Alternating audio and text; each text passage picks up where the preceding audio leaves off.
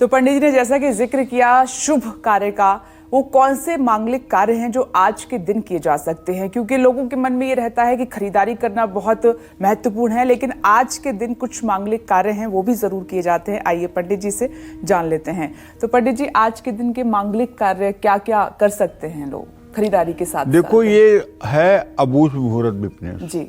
इसमें कोई भी मंगल कार्य आप बिना सोचे समझे कर सकते हैं। मुहूर्त देखने की कोई जरूरत ही नहीं है, पंचांग खोलने की कोई जरूरत ही नहीं है जी। इसीलिए सब अबूझ मुहूर्त में ये सबसे सर्वश्रेष्ठ अबूझ मुहूर्त माना जाता है जी। जैसे अक्षय तृतीया पर घर की नींव रखना, घर का गृह प्रवेश करना, इन सब चीजों से घर में सुख शांति बनी रहती है, वास्तु दोष दूर होता है। किसी का जनेऊ संस्कार नहीं हुआ है तो जनेऊ संस्कार आज के दिन करा सकते हैं। मांगलिक कार्य के लिए अक्षय तृतीया का दिन सबसे उत्तम है। रिंग सेरेमनी कह लीजिए, रोका कह लीजिए, विवाह कह लीजिए। लड़कियों की शादी के लिए अगर कोई शुभ मुहूर्त नहीं मिल रहा है तो उनके विवाह के लिए अक्षय तृतीया सबसे शुभ तिथि है। अक्षय तृतीया के दिन सोना, चांदी, पीतल खरीदना बहुत शुभ माना जाता है। अक्षय तृतीया के दिन प्रॉपर्टी, नई गाड़ी खरीदने के लिए भी अति शुभ है। अक्षय तृतीया पर माँ लक्ष्मी की पूजा करने से घर में लक्ष्मी का अस्थायी वास होता है। अक्षय तृतीया पर बही खाता पूजन और सोने चांदी की खरीदारी करना शुभ माना जाता है। अक्षय तृतीया के दिन शेयर मार्केट में निवेश करने से लाभ ही लाभ मिलता है। आज जानते हैं, अगर आपके घर में श्री यंत्र है, चाहे वो स्फटिक का है, चाहे पारे का है, चाहे चांदी का है, अगर श्री यंत्र है तो उसे एक पीतल की थाली में आप रख लीजिए और दक्षिणावर्ती शंख अगर है तो दक्षिणावर्ती शंख में जल भर लीजिए। जल भर करके शंख की पूंछ से जल श्री यंत्र पर गिराइए और उस समय अगर आपको श्री सूक्तम याद है तो ठीक है, और नहीं तो YouTube पे श्री सूक्तम चालू कर दीजिए। ओम हिरण्यवर्णाम हरिणीम सुवर्ण रजतस्त्रजाम चंद्राम हिरण्मयीं लक्ष्मीं जातवेदो मयावह। ओम तामहयावह जातवेदो लक्ष्मीमनपगामिनीं यस्या हिरण्यं विन्देयं गामश्वः पुरुषानहम्। अश्वपूर्वां रथमध्यां हस्तिनाद प्रमोदिनीं श्रियं देवीमुपह्वये श्रीरमां देवी युखतां। कांसो स्मितां हिरण प्रकारमाद्रां ज्वलन्तीं तृप्तां तर्पयन्तीं पद्मे स्थिते पद्मवर्णां तामिहोपह्वये श्रियं। चंद्रा प्रभासां यक्षा ज्वलन्तीं श्रियं देवलोके देवजुष्टामुदारां तां पद्मनीमीं शरणं प्रपद्ये अलक्ष्मीर्मे नश्यतां त्वां वृणे। इस तरह से जब जल से अभिषेक कर लें तो गाय का दूध दक्षिणावर्ती शंख में भर करके फिर श्री सूक्तम को बोलते हुए फिर दूध से अभिषेक कर लें। इसके बाद अगर गन्ने का रस मिल जाए तो सर्वोत्तम, नहीं तो चीनी का रस बना करके दक्षिणावर्ती शंख में भर करके उससे अभिषेक कर लें। उसके बाद थोड़ी सी दही से अभिषेक कर लें, थोड़ा सा शहद से अभिषेक कर लें और थोड़ा सा गाय के पिघले हुए घी से अभिषेक कर लें।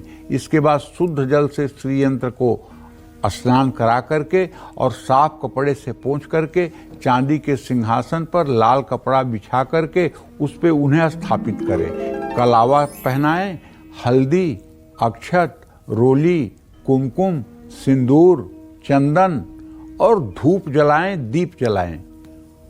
और उनके लिए माँ महालक्ष्मी के लिए श्री यंत्र के सामने एक पीतल की प्लेट में काजू, किशमिश, मिश्री का भोग लगाएं और कोई एक फल रखें और एक छोटी सी गिलास में माता के लिए जल रखें। इसके बाद में कपूर से आरती करें। मैं दावे के साथ कह सकता हूं, चाहे जितनी बड़ी गरीबी के मकड़ जाल में आप फंसे हुए हैं, अगर आज अक्षय तृतीया पर आपने ये उपाय सांगोपांग कर लिया तो विश्वास करिए आज का दिन होगा जब आपकी दरिद्रता में आग लग जाएगी और दरिद्रता धीरे धीरे नष्ट हो जाएगी और अगली अक्षय तृतीया पर आप सुख चैन की सांस ले पाएंगे। आज का दिन अपने आप में भले आप सोना न खरीद सकें भले आप चांदी न खरीद सकें, लेकिन अगर आज पूजा अगर ढंग से हो गई तो आप विश्वास मानिए दिन बदलने में समय नहीं लगेगा। आज अक्षय तृतीया है।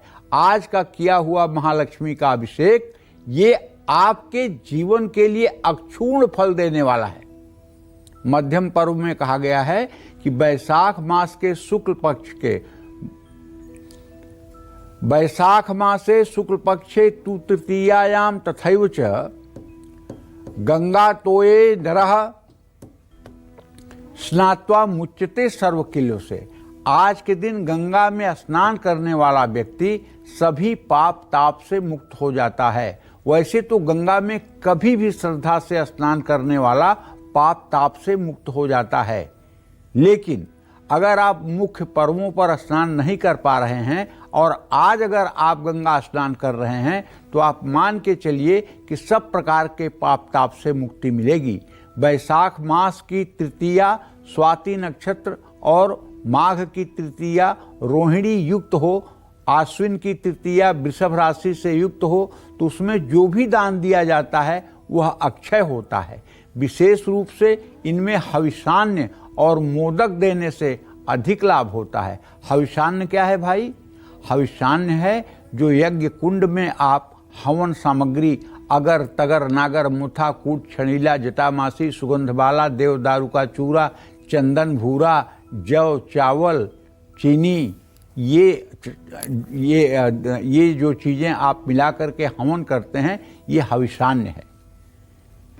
ये हविषान्य जब आप देवताओं को प्रदान करते हैं तो इससे आपका दुर्भाग्य समाप्त होता है, सौभाग्य उदय होता है।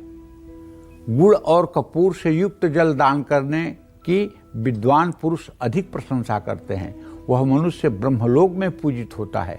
बुधवार और श्रवण से युक्त तृतीया हो तो उसमें स्नान और उपवास करने से अनंत फल की प्राप्ति होती है। जय मां विंध्यवासिनी।